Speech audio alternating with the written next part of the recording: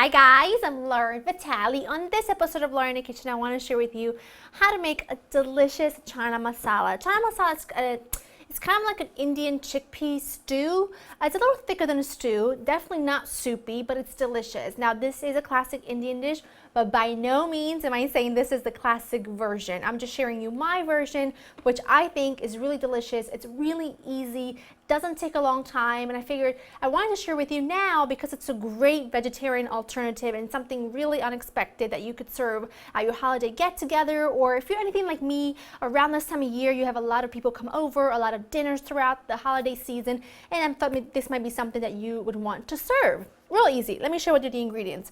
Chickpeas. I use canned chickpeas that I drain and rinse. So I got a couple cans of that, lots of onions, garlic, and a chili, green chili. This is a serrano chili, but you can use any green chili you like. I like that because it's not as spicy. Now what I have here is a small can of cherry tomatoes. I'm going to puree that, but I want that with all the juice. And then for spices, I've got garam masala, ground coriander, paprika, turmeric, mango powder, ground cumin, and I also have some whole coriander seeds and some whole cumin seeds. You're going to also need some water, some chopped, diced, or grated ginger. This is ginger paste, some salt, and you're also going to need a little bit of vegetable oil. That's it. Now, like I said, there's a million versions of this, and I would love if you know how to make an authentic version of this recipe. I would love for you to share it with us because I think that's always so wonderful to see and read. Now, the first thing I'm going to do is puree my onion and garlic. Now I don't have to puree my ginger because it's already pureed, so I'm going to just dump all of my garlic and my onion into a food processor, and I am just going to puree this until it's nice and smooth. It's puree. I mean, what else am I going to tell you? Okay, that's what I want it to look like. I'm going to take all this out of here because it's a strong onion. Whoo! Because I want to puree my tomatoes. So I'm going to get all this out of here. I'm going to put this into a bowl. Do not even think about washing this. It doesn't matter. You're going to puree tomatoes, but all good flavor. That is the strongest onion of life.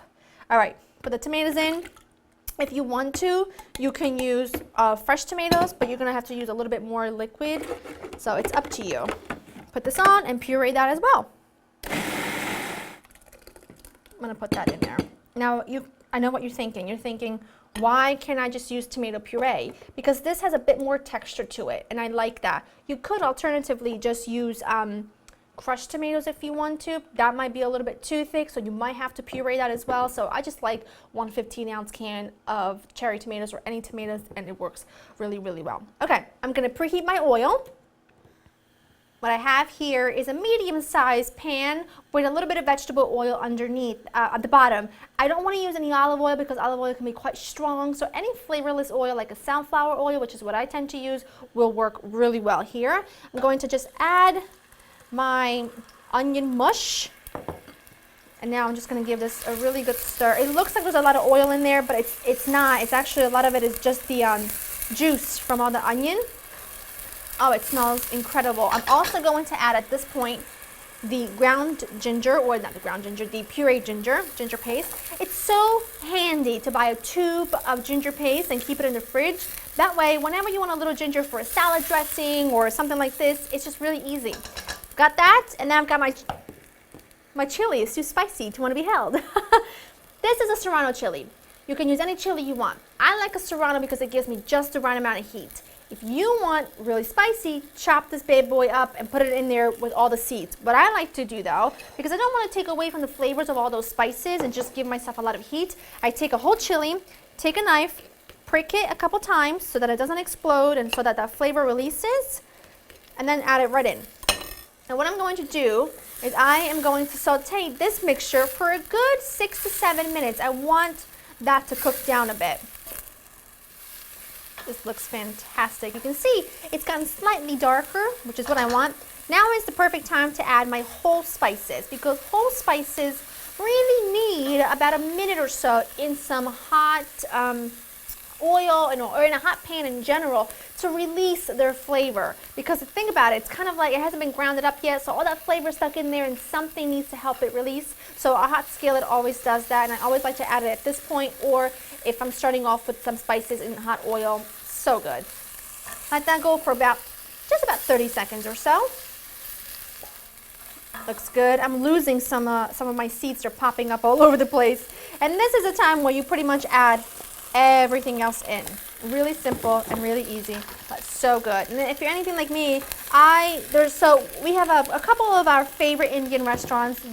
Both of them are about 45 minutes away from us. So going there on a weeknight or when you're really busy, it never happens. It's absolutely impossible. So making it at home is so awesome. I'm adding all of my spices, my tomato mixture, my water. This looks like there's a lot going on now, but it's going to get a good half hour or so of cooking, and it is going to be incredible, and all those spices are going to cook together and just be phenomenal. What I like to do is I like to cover this and let it simmer for about 25 minutes with the lid on about medium-low heat, and then I like to take the lid off and let it simmer for about 10 minutes with the heat on medium, just a little bit hotter, and I'll show you what it looks like when it's done. In the meantime, cook up some white rice, some basmati rice, or if you want to eat it with some naan, that's even better. Whatever your heart desires, get yourself ready. I'm gonna let this simmer and I'll show you what it looks like when it's done. This looks fantastic. Now, what I've noticed, even between the two my favorite Indian restaurants that I go to, one of them, the color is slightly more red and the other one is slightly more brown. So I'm assuming it's just due to the kind of tomato product that they use. But like I said, if you don't want yours to be as red, you can use fresh tomatoes and pulse those, and then you won't have so much red. But really, it tastes very similar. They taste very similar to each other, so it doesn't really make that much of a difference. But this looks fantastic. Adjust the seasoning, add a little salt if you need to, which I already did. But this is a texture I like. Now, like I said, you can serve this with whatever your heart desires. You can use rice. You could use you can just serve it with naan. My favorite, to be honest with you, in one of the restaurants that I go to, they serve it almost like as a bed underneath the samosas. Oh, so good. Two of my favorite things in one. It's amazing. And I just like to always serve it with some fresh cilantro and of course some really cool yogurt on top. That always is just delightful, but I'm just gonna serve it with cilantro now. And I don't like it finely chopped. I like it quite chunky, and then I like to mix it in. But this is the texture that I'm looking for. It should not be soupy. It shouldn't be even stewy. It should, definitely has the consistency more of a stew than a soup, but it should really be nice and thick, and that smells incredible. I can smell every single spice that we added in there. It's just subtle, but very present, and I love that. I can see the cumin seeds and the coriander seeds too.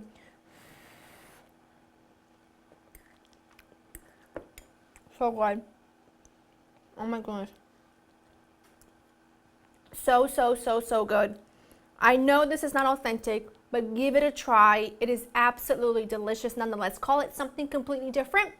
It is absolutely delicious. It's bold, full of flavor, and yet it's light, it's satisfying, it hits all the right notes with that spice and the slight heat from the pepper. It's phenomenal. Go to laurainthekitchen.com to get the written recipe. Please let me know down below your version of a chana masala, what you like to add to it, what you'd like to take out, how you love to serve it, all that stuff, because I'm very nosy.